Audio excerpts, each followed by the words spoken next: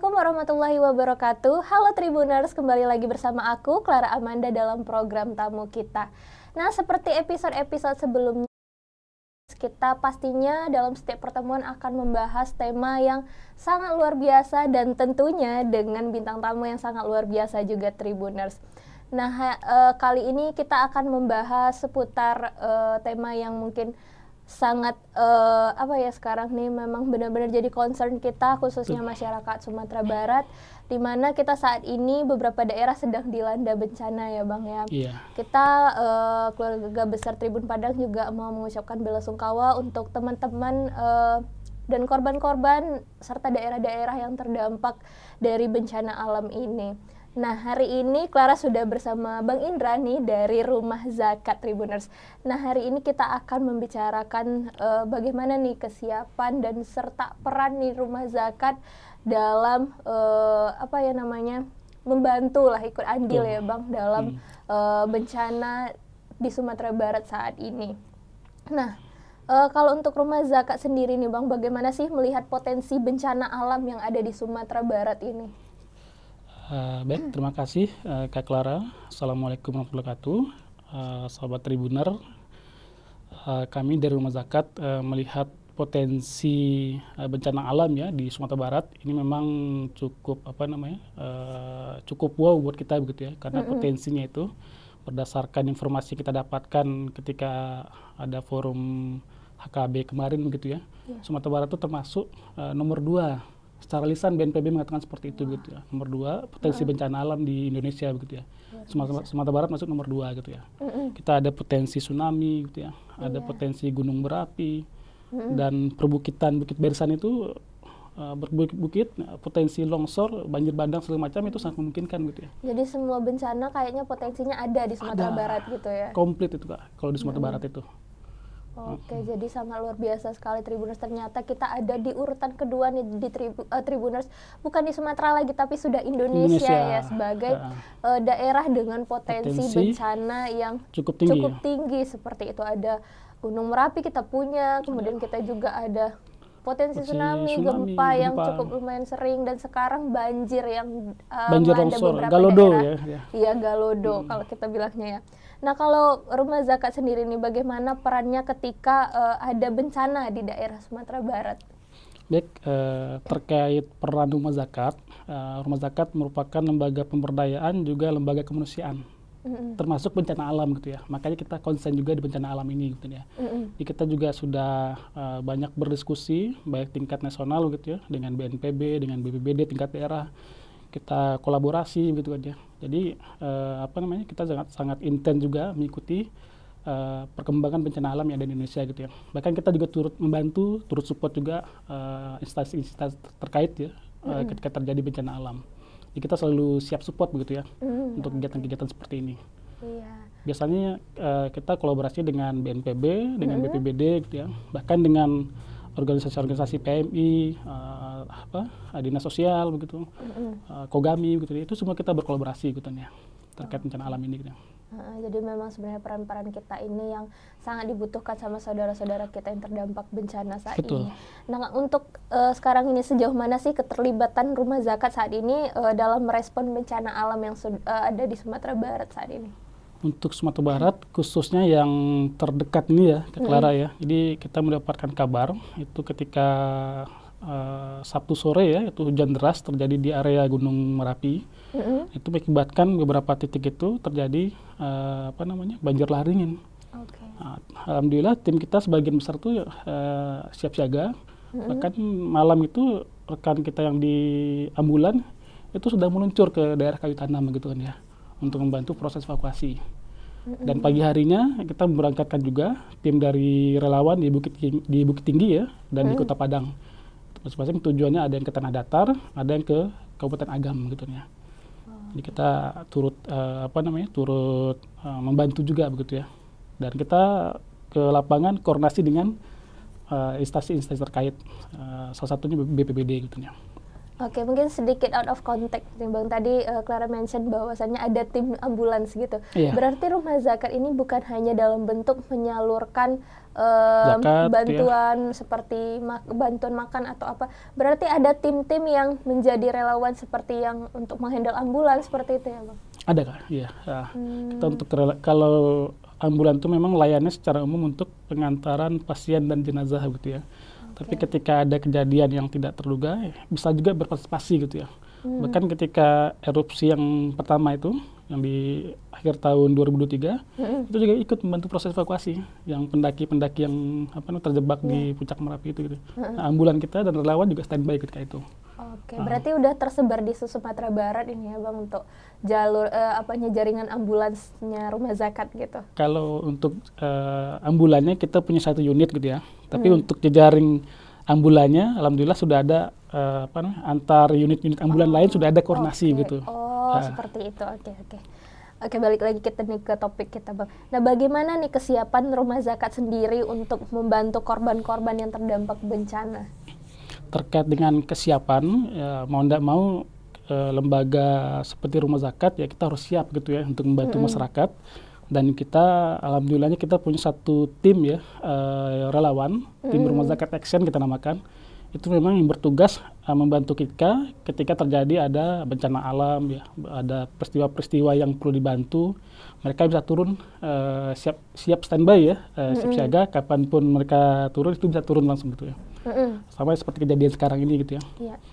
Mereka bisa standby di lokasi bencana bisa 1 minggu 2 minggu bahkan ada yang 1 bulan juga gitu ya. Jadi untuk kesiapan siap tidak siap gitu ya, kita memang sudah ada tim tersendiri ya untuk penanganan bencana alam gitu ya di Rumah Zakat. Namanya tim Rumah Zakat Action namanya. Tim Rumah Zakat Action. Jadi mereka tuh memang udah siaga ya Bang. Apapun situasi dan kondisinya mereka harus siap untuk terjun langsung gitu. Nah, mungkin berbicara tentang kesiapan nih Bang, pasti untuk hal yang seperti ini kita membutuhkan mungkin pendanaan yang sangat besar gitu kan. Nah, untuk Rumah Zakat sendiri nih, untuk pendanaannya tuh sumbernya dari mana Bang? Apakah kita yang mungkin yang melihat tergerak hatinya pengen ikut nih bisa nggak gitu Bang? Oh begitu. Kalau terkait dengan sumber dana, Rumah Zakat kan secara legalitas kita tuh lembaga amil zakat. Kita menerima dana zakat, infak dan sedekah dan dana sosial lainnya gitu ya. Oke, berarti memang, orang yang invest bisa gitu ya? Dia berzakat atau berdonasi gitu ya melalui Rumah Zakat. Jadi dengan melalui dana-dana itu, terutama dana-dana yang sifatnya umum ya, infak sedekah itu, ini kita pakai untuk merespon kejadian-kejadian bencana alam gitu ya. Atau dana-dana khusus yang memang bentuknya proyek gitu ya.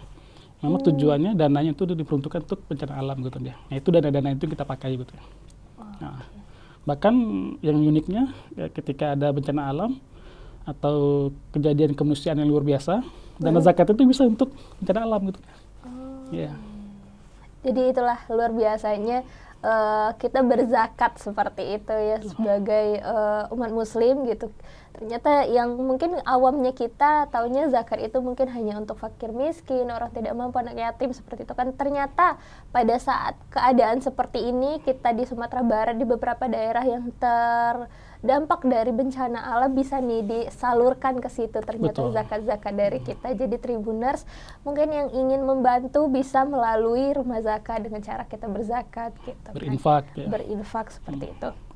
Nah, kalau untuk bantuannya sendiri di Bang dari Rumah Zakat tadi selain mungkin ambulans, kemudian tim siap siaganya, apa aja sih bentuk bantuan dari Rumah Zakat?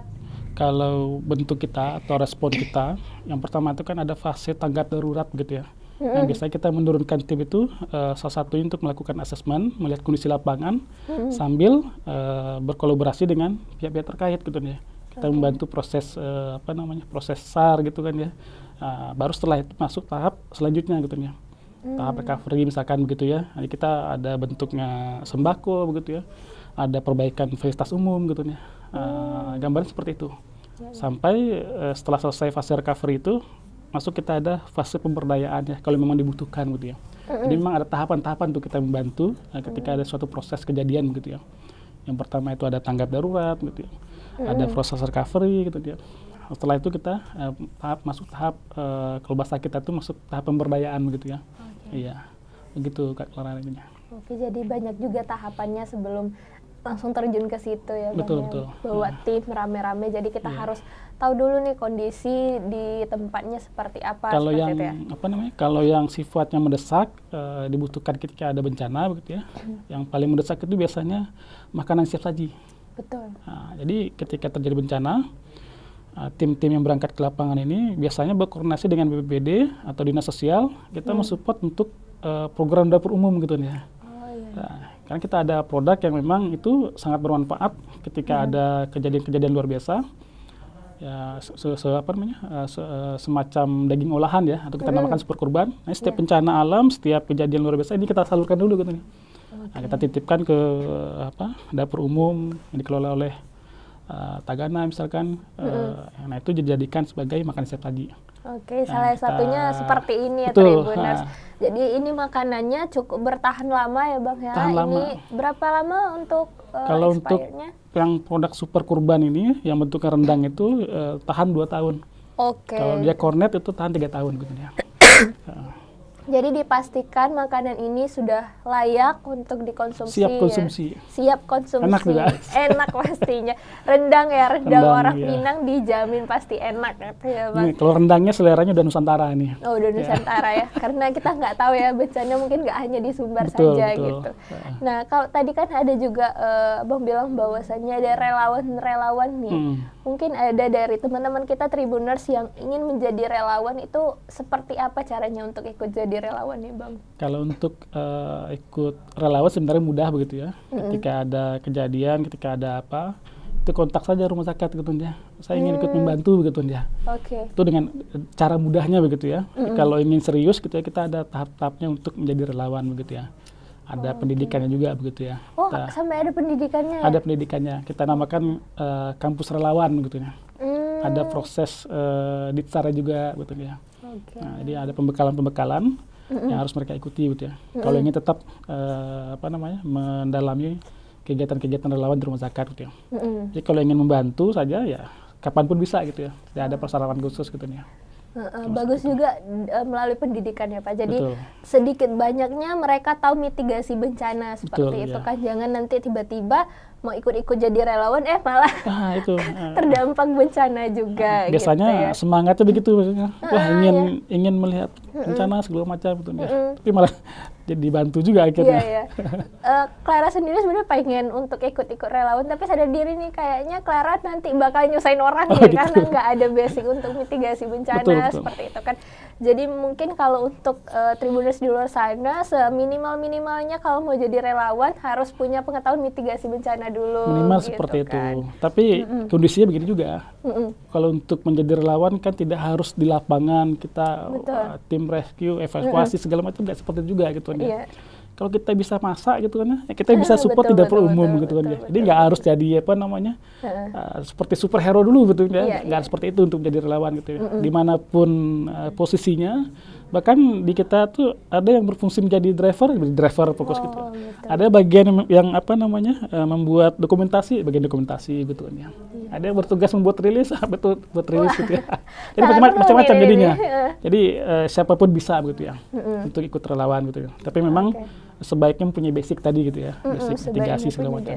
Tapi itu bisa dipelajari gitu kan. Nah, punya kemampuan, jadi kita nggak ngerepotin orang ya sudah repot di lapangan gitu ya. Oke, nah kemudian Bang, untuk langkah-langkah ke depannya lembaga zakat atau rumah zakat ini untuk menghadapi potensi bencana itu seperti apa? Nah, terkait dengan kedepannya begitu ya, seperti kita ketahui tadi, potensi bencana alam di Sumatera Barat itu termasuk tinggi gitu ya. Jadi memang diperlukan menurut kami ya langkah-langkah mitigasi kedepannya gitu ya, edukasi ke masyarakat. Bahwasanya kita harus selalu siap siaga atau waspada begitu ya, menghadapi kejadian-kejadian yang tidak terduga begitu kan ya. Betul. Nah, memang proses mitigasinya sangat penting begitu kan ya. Oleh karena itu kita menghimbau gitu ya. Bahkan kita juga terlibat di forum FPRB gitu ya. Kita juga menghimbau gitu ya untuk masyarakat, untuk instansi terkait segala macam. Ya, kita perlu waspada begitu ya terkait dengan potensi bencana alam yang ada di Sumatera Barat gitu ya. Makanya kita sangat mendorong forum-forum diskusi, forum-forum kajian begitu kan ya. Minimal untuk mencegah gitu ya. Kejadian-kejadian yang ada di Sumatera Barat gitu ya. Nah, kita sebagai lembaga zakat begitu ya. Nah, kita juga berupaya terlibat dalam setiap diskusi-diskusi membicarakan masalah bencana alam ke depannya begitu ya. Gambaran begitu, Kak Clara. Jadi sebenarnya pencegahan itu lebih penting ya. Jadi kita sebagai masyarakat juga harus aware nih sama lingkungan gitu kan. Apalagi kalau bencana yang banjir ini mungkin kita identik dengan buang sampah sembarangan gitu kan, atau penambangan hutan, kemudian juga mungkin kita tuh ada yang seharusnya untuk aliran air malah kita tutup, seperti itu kita buat bangunan atau apa. Jadi kita sebagai masyarakat Tribuners harus aware nih dengan lingkungan kita supaya kita mencegah seperti itu, sebaiknya mencegah agar tidak terjadi bencana-bencana. Karena bencana ini benar-benar tidak terduga gitu, kayak mungkin Maret kemarin kayaknya memang lagi musim hujan tapi kita tidak mengira nih bakalan banjir nih kota Padang gitu kan. Ternyata banjir bahkan daerah-daerah yang nggak kena banjir pesisir selatan juga kena. Iya, betul sekali. Jadi kita harus tingkatkan lagi nih kesadaran kita terhadap lingkungan Tribuners. Mungkin terakhir nih Bang, kan saudara-saudara kita yang terdampak bencana gitu kan butuh penguatan, butuh segala macam support gitu kan. Nah, apa nih pesan-pesan untuk teman-teman kita nih Bang? Ya. Yang pertama barangkali kita turut berduka gitu ya dengan kondisi yang ada, dan kita berharap juga masyarakat bisa bersabar dan kita mengupayakan ya melalui beberapa pihak kondisi yang aman, yang nyaman itu bisa tercipta kembali begitu ya. Ketika melihat kondisi sekarang memang kita harus bersabar begitu ya dengan kondisi yang ada. Dan kita mengimbau juga ya semua pihak, NGO gitu ya, lembaga-lembaga terkait, kita semuanya berkolaborasi sebetulnya ya untuk membantu masyarakat-masyarakat yang terdampak bencana alam ini gitu ya, yang terjadi sekarang gitu ya, banjir, longsor segala macam itu gitu ya. Itu Kak Clara. Oke, jadi Tribuners memang kita harus bareng-bareng sama-sama gitu, segala pihak terkait gitu kan. Kita sebagai masyarakat juga harus sama-sama nih bergandengan untuk kembali lagi memulihkan daerah-daerah yang terdampak banjir. Mungkin sekarang memang sesuai kata Bang tadi bahwasanya sekarang mungkin tidak nyaman gitu kan, karena memang baru selesai seperti itu kan. Semoga kita segera kembali pulih gitu. Jadi Tribuners, itulah tadi kita sudah membahas banyak terkait persiapan, kemudian bagaimana peran Rumah Zakat untuk membantu korban-korban terdampak bencana di Sumatera Barat. Oke, Tribuners, mungkin sekian untuk episode kali ini. Semoga kita bertemu di episode selanjutnya dengan tema-tema dan topik-topik serta bintang tamu yang menarik pastinya. Sekali lagi kami mengucapkan belasungkawa untuk korban-korban serta daerah yang terdampak banjir ataupun bencana-bencana alam lainnya. Saya Clara Amanda, undur diri. Assalamualaikum warahmatullahi wabarakatuh. Waalaikumsalam warahmatullahi wabarakatuh.